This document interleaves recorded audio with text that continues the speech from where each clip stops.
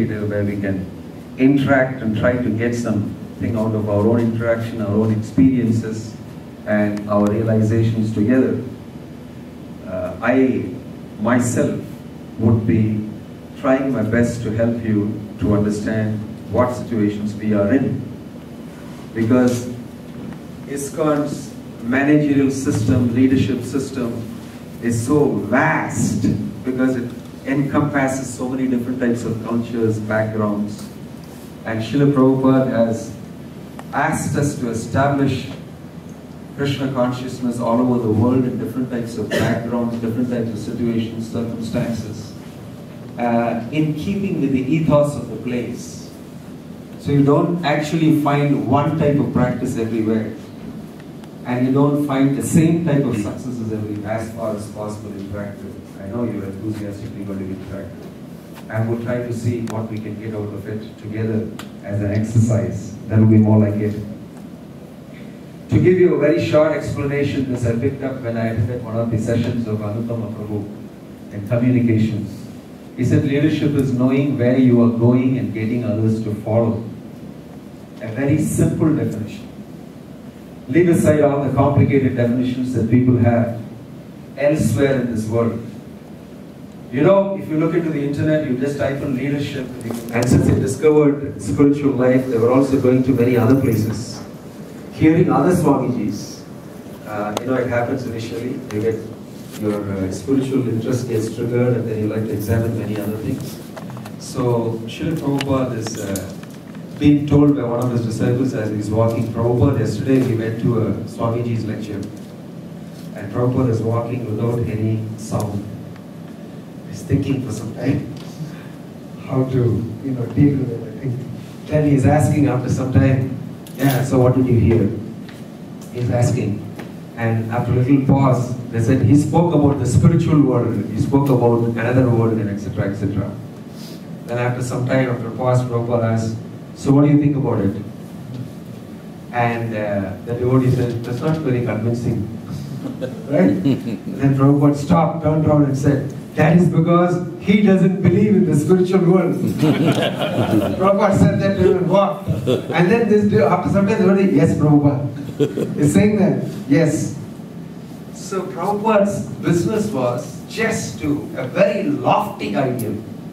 But he came to propagate that and give this to people, and he convinced people to. He's such a solid marketing leader, genius. That he convinced people to follow him. He told them, I'll take you back to God, and here is Krishna, and I'll take you back to Krishna Loka. So Prabhupada knew where to tell people to go, and he knew he was leading, and everybody was very confident that he is leading people rightly. Right? So we all know where we are going at least. At least we want to go. Most of you, like you said, yeah, believe in the spiritual world. I want to go there. This is my high ideal. So we have no fuzzy idea about where we want to go. Like in the outside world, people have a lot of discussions about this. They really don't know where they're going. They make their money after they stop, boy, this is not the place I want to go. This is not the type of thing I want to have. But at least one thing about Krishna conscious devotees is that they all know that they can go to this place, and the place is fixed, and they have a leader, Srila Prabhupada, who is pointing at it, and you can go there. It is a fact, and we believe in that. Right? We believe in that. That's an important thing to know first. A disciple is asking, I forget the name of the disciple, asking him, Prabhupada, you were staying in Radha Damodar Mandir? Yeah, then he was trying to get to the main point. He said, Prabhupada said, I was paying a rent of 5 rupees a month to them. They asked me 3 rupees, I paid 5 rupees a month. And then Prabhupada was talking, it's a very nice place, very quiet, very good for my, writing and etc. etc. Then actually what he wanted to ask is, Prabhupada, I heard that Rupa Goswami met you. And Prabhupada immediately became serious. He said, that's an open secret, everybody knows about it. He changed the topic. He immediately changed the topic. So many people know that Prabhupada reported to some devotees also, some conversations, that actually Rupa Goswami gave instruction to Prabhupada how he should do this. What's the strategy? what the previous acharyas think and what they wanted to do.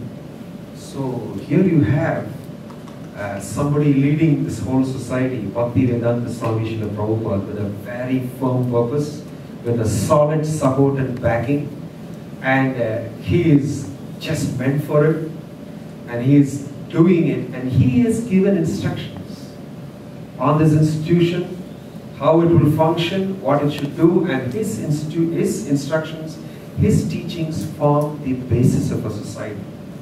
We don't need to be Prabhupada, number one. We don't need to formulate another society. We don't need to do most of the work that we need to do. But what we need to do, actually, what do we need to do? We need to simply follow what Prabhupada has asked us to do, and there will be success. Money, print books, right? What would you actually do? What would you actually do? Will you write your own books in print? Will you write your own books in print? Yes. Or will you print the books of your founder, or books of your guru, who is a very prolific author? Bhaktisiddhanta Saraswati Thakur has a publishing house, he's a prolific author, he's a writer, he's a scholar, he's so many things, right? He wrote so many books. Prabhupada didn't publish any book of his. One, Brahma Samhita alone. Right? You remember this? He wrote and he published. How did he take this decision? Right? He wrote his books and he published. This is the meaning of saying that he was a very empowered acharya. He knew what to do. And then after writing the books, he said, these are books of Bhaktisiddhanta Saraswati Thakur. These books are written by Krishna. And he would read his own books. And then he would ask, have you seen any author who reads his own books and enjoys them? And said, no, Prabhupada, I like to read his books. That these books are written by Krishna. Then he read his books.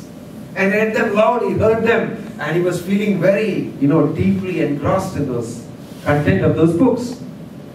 So this is just an example to say Prabhupada was a very powerful person, empowered to do, and everything he did was very perfect. So all we need to do is to simply follow what Prabhupada. And in our point of time, Bhaktisiddhanta Saraswati Thakur did what he's supposed to do. Before that, Bhaktivinoda Thakur did what he's supposed to do. Right? They all paved the way for Bhaktivedanta Swami Srila Prabhupada to go all over the world and institute it. And we have also a role to play in perpetrating this knowledge. And what we are supposed to do, like Prabhupada said, everything is in my books, just follow and institute. You don't have to do anything great. You don't have to be Prabhupada, you don't have to be anybody. You just go and follow these instructions. I'll tell you